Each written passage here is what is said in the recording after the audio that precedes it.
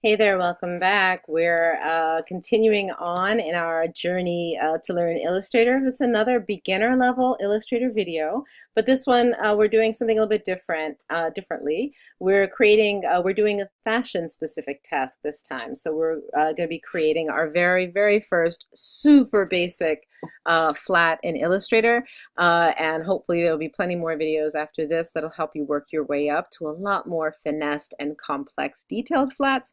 But for that very first flat, we're just going to get used to some of the most basic concepts, open paths, closed paths. We're going to get used to managing our layers. We're going to begin reflecting and creating transformations, and working with linked versus embedded files. So what that means is to work on this flat, I'm going to want to use a template. I would want my template to be an 8-headed figure so that the proportion is not distorted. I'm also just going to use a photo of a t-shirt. We're going to start off with a t-shirt for today. And the t-shirt's going to be laid flat. We're going to grab a photo of that. So for you, if you're going to be creating your own t-shirt, you would lay your garment flat on the floor, try to make it as neat as possible, as straight as possible, and we're going to use that photo to kind of trace to create that first flat. We're also going to begin in this video by creating a very flat 2D flat, but in fashion, the concept of flats, technical flats, can be anything from this very strict 2D flat that you'll see today, to things, to illustrations that have a lot more 3D and form, and dimension and depth to them. But for today, we're going to start with that first simple t-shirt, and then we're going to work our way up. So let's get started. I'm going to open up my file, and one of the first decisions I'm going to be making is to place my image files into my Illustrator environment. So what that means is that if I do a file open, I'm actually just opening an image file, non-native Illustrator file into the Illustrator environment. That means I'm not going to get my swatches. If you've ever done that, you won't see swatches, you won't see brushes. A lot of the tools and panels that are available to me for Illustrator files would not be available to me if I did file open. So instead, I'm going to do file place, and I'm going to start off with my croquis. And one of the first choices I need to make, do I link it? Do I create it as a template? The answer is no to both. We're not going to link it because we don't want to create that permanent relationship with that file. Currently, right now, the file is on my desktop, but if I have to move it, or if I save my Illustrator file and email it to myself without sending the image file, when I go to open up the Illustrator file at another computer, that image file will not be embedded into the file. It will still be looking for that link. And oftentimes that causes problems, especially at the beginner level where we're not used to managing the files yet. So for right now, for beginners, I just say don't worry about linking for now. Eventually, when you get used to the concept of linking, creating the temporary relationship during the work session, and then looking for the files where they were originally found, that's going to save you some memory, save you some space when you're saving onto your hard drive, etc. But for right now, we're working with, as you see, very small files. So what we're going to do is embed. And embed means we're creating a copy of that file we're pasting it right into the document. So that way, however we save the document, wherever we send it, we're always going to make sure that the image files are there to continue our work. So that's a little brief explanation about linking versus embedding. And then as far as template goes ahead and does an automatic dim down to 50% and locks it down so that you can start drawing right on top. But we're going to do that ourselves manually because I want to also include some guides and some other considerations. So we're not going to check anything, just file place. I'm going to go ahead and place this file. I kind of know it's much bigger than it needs to be, so let me kind of just shrink her down a little bit. Okay. All right, so there's my croquis template. I'm going to go ahead and while she's selected, I'm going to take the opacity down. I'm going to go ahead and take the opacity down to 50%. Even less, actually. I think I kind of like her being a little bit lighter. So yeah, me not placing it as a template allows me to decide the opacity. So I'm going to go ahead and lock this down at this point. I could also create another layer if I want and set up some guides if I'd like to set up some guides. My template already has a center front, but if I'd like to add guides, I'm going to go ahead and do Command R or Control R or View Rulers. And I'm going to click and drag out a center front guide. So I just need that center front guide. Let me just make sure she's right on top there. So here's a couple things. I'm going to lock that down and I'm going to start naming my layers. So that one is my template. This one is my guide. You could just put the guide on the same layer as the template. You could put the guide on the same layer as your artwork. I'm just kind of keeping it on its own separate layer. All of this becomes like a work preference. It's up to you. So I'm going to go ahead and put another layer down because now I'm going to take that photo of the t-shirt and just stick it right on top of my right. So I'm going to go ahead and grab my t-shirt, and again, link is not checked, template is not checked. Just going to go ahead and place a t-shirt down, but it's kind of big, so I'm going to start to get it to be a little bit more realistic in relationship to our figure. And so here's the last piece. The trick for me is, in order for me to really understand what's the relationship of the t-shirt to the form, I'm going to select the t-shirt and take the opacity down. I can take it down to whatever I want. And again, that's another reason why I'm not checking template, so that I can have the freedom to adjust my own opacity. So I kind of think this looks good. I think this looks like a generally kind of a little bit oversized, not too oversized. So I'm going to go ahead and accept that. And I'm going to go ahead and name that one T. So the only thing missing is a layer down here, new layer, called Draw. And we need to get started and drawing this t-shirt. Okay, so let's get started. We're going to select None as our fill, Black as our stroke. I'm going to grab my pen, the whole pen tool family. I'm going to click and not release until I get to that second triangle. There's my pen tool family. I'm also going to be using my Reflect tool. So I'm going to go ahead and click, don't release until I get to that second triangle. There's my tear off panel for my Reflect tool. So one of the things to remember when we're working in Illustrator, two things to remember, at least two things. We're going to go ahead and for this very, very, very basic t-shirt, we're just going to kind of make sort of like 3 pieces, maybe a 4th piece for that back. We're going to break this down into the most simple shapes until we get used to the concept. So I want to remember that different parts of the garment that would have a different grain, I would want to make those different pattern pieces. So we could think of them as pattern pieces. So the front will be its own shape. This sleeve will be its own closed shape. This sleeve will be its own closed shape. So I started saying shape. Closed shape, meaning that it'll have a fillable inside and that we'll be able to adjust the stroke accordingly. So closed shape versus open shape. Open shape does not have that fillable inside. So we're going to create, to make a symmetrical t-shirt, 2 open shapes, half on this side, half on this side. When we create both when we create the reflection, we're going to select both of them and join them to make them one big closed shape. All right, so here's what that's going to look like.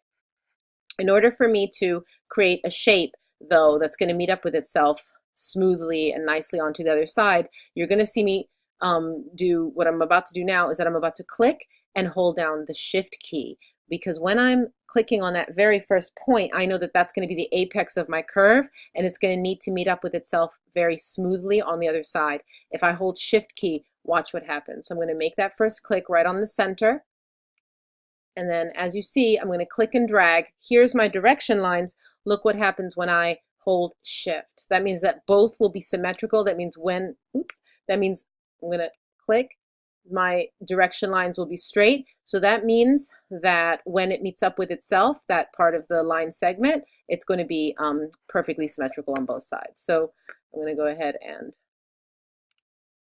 click to make that nice curve. I'm going to kind of come over here, make a little slight curve if I like there. You're seeing me going back and clicking on the anchor so that I can release the direction lines. So I can now create that corner join to move on to the next section. Coming back to meet at the center front. This part is very important. I'm going to click and not release until I hold Shift, because again, I want that straight line, and then I can hit Escape or any other key. When we see here, what we have is half of our front t-shirt. I just wanted to reiterate though, when drawing any of the symmetrical shapes that are going to have to be joined at the center, you want to start at the center. If it has to be joined at the center, you're going to want to start drawing at the center. Move your way out and then come back at center. That's for any pieces that are going to be joined at the center. So what I want to do now is begin my reflection so that I can have two. This is, as we see now again, that's an open path, right? So there's no inside enclosed shape. So if I want to now create that one big closed shape, I'm going to need to make a reflection. Watch these steps. You're going to do this millions of times if you keep drawing flat. So watch this. We'll do it many, many more times. We're going to click on the object. We're going to click once on the reflect tool. We're going to click once on center front. We're going to click anywhere on the outside, click and drag to pull out the reflection. We're going to hold down Option to make a duplicate. Look at my arrow. It was one black arrow. Now it's a black arrow with a white arrow. So that's my duplicate. I know that I'm making a duplicate. I then kick in with my Shift key. So now Option and Shift are active. If I'm on a PC, of course, it's Alt Shift. And now that I have my piece in place, I'll release both and take a look at how that looks. Pretty nice. Look at that perfect curve. I just want to zoom in so you can see it. It met up with itself perfectly because the direction lines of that anchor point were constrained and straight. So that's why we've got that nice smooth curve. So once again, we've got two open paths. For us to be able to create one closed path, we just select both and right click. It's as easy as clicking on join. Join them up and you've got one closed path. If I go to fill it with color, it looks like that. All right, let's bring back our template and guides and everything. It looks like that. Okay, I'm going to move on to my sleeves. I need another closed path for my sleeve. So what I'm going to do is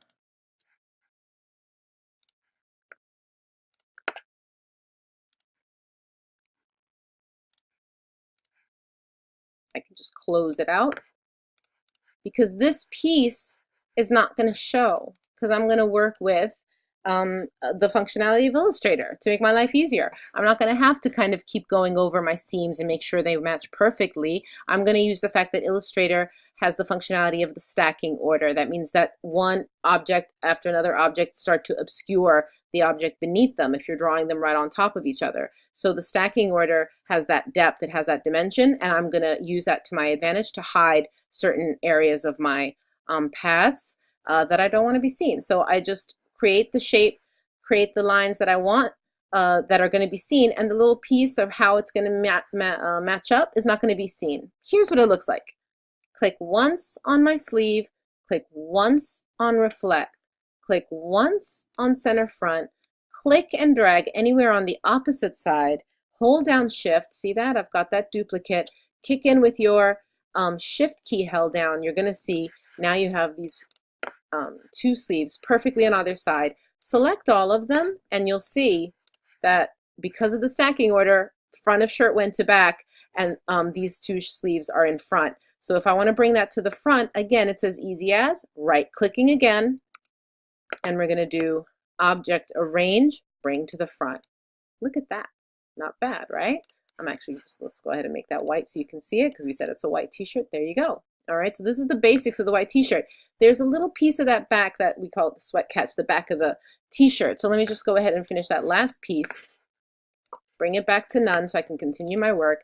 This one's pretty easy. I'm going to go ahead and again, hold down Shift, selecting from the center, creating that shape. Here's this piece that's in the back. I'm going to click once on the object, click once on reflect, click once on center front, click anywhere on the other side, Option and Shift to make that duplicate and lock it into place. Select both sides, right click and join. When I fill everything with color, we realize that the problem is this piece should be in the back, so let's do that. Right click, arrange, send to back.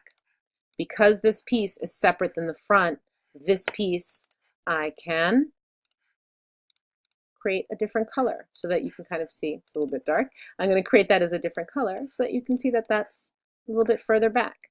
This is a very, very, very basic t-shirt. If I really want to get fancy at this point, The fanciest I'm going to get for this video is I'm going to grab my line tool, I'm going to create a straight line. I'm going to go up to with my line selected, go up to my stroke panel, click dash the line. I like to do like a 2-to-1 ratio or maybe a 2-to-2 ratio, and starting to look like a stitch there, right? And then I'm going to go ahead and maybe make that 0.25 so it's a fine stitch. What I might want to do too is hold down Option to make another duplicate, just pull out a second row, and then that way it looks like it's got a double stitch. Let's go back to that layers, get rid of everything else and take a look. Not bad for my very first t-shirt, right? So when I'm done with everything, I'm going to go ahead and do Object, Group, so that when I pick up my t-shirt, that whole group of that t-shirt is moving around together.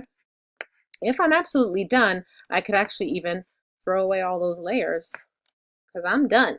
All right, thanks for watching. That's my very first t-shirt. You're going to save your file as an AI file, and we're going to start moving on up. So catch my next video. We'll be creating more complicated garments with buttons and details. So do a lot of practice. Leave me some comments. Be sure to subscribe. Thanks for watching. Good luck.